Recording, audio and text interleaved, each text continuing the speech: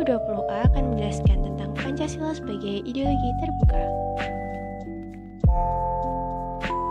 Pancasila sebagai ideologi terbuka adalah Pancasila merupakan ideologi yang mampu menyesuaikan diri dengan perkembangan zaman tanpa pengubahan nilai dasarnya.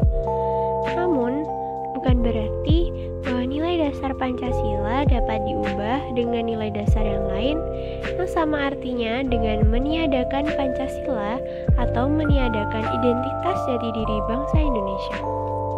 Pancasila sebagai ideologi terbuka mengandung makna bahwa nilai-nilai dasar Pancasila itu dapat dikembangkan sesuai dengan dinamika kehidupan bangsa Indonesia dan tuntutan perkembangan zaman secara kreatif dengan memperhatikan tingkat kebutuhan dan perkembangan masyarakat Indonesia. Hari ini kita bakalan ngebahas tentang syarat Pancasila sebagai ideologi terbuka, dimensi ideologi Pancasila, dan ciri-ciri Pancasila sebagai ideologi terbuka. Syarat Pancasila sebagai ideologi terbuka.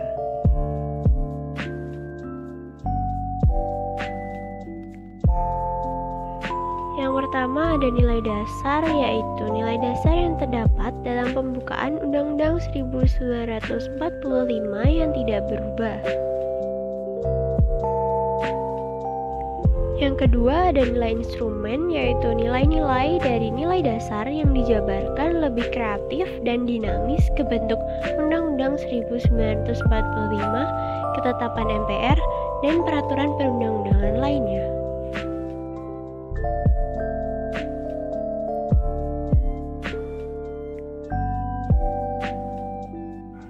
Yang ketiga ada nilai praktis, yaitu nilai-nilai yang dilaksanakan di kehidupan sehari-hari, baik di masyarakat, berbangsa, dan bernegara.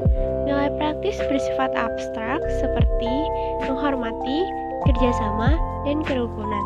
Hal ini dapat dioperasionalkan ke bentuk sikap perbuatan dan tingkah laku sehari-hari. Dimensi ideologi Pancasila. Dimensi realitas mencerminkan kemampuan ideologi untuk mengadaptasikan nilai-nilai yang hidup dan berkembang dalam masyarakat.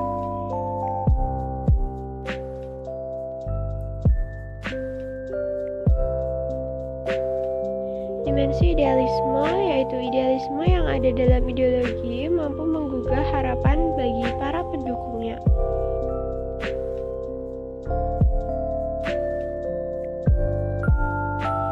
Dimensi pendukung adalah dimensi yang mencerminkan atau menggambarkan kemampuan suatu ideologi untuk mempengaruhi dan menyesuaikan dengan perkembangan masyarakat. Ciri-ciri Pancasila sebagai ideologi terbuka.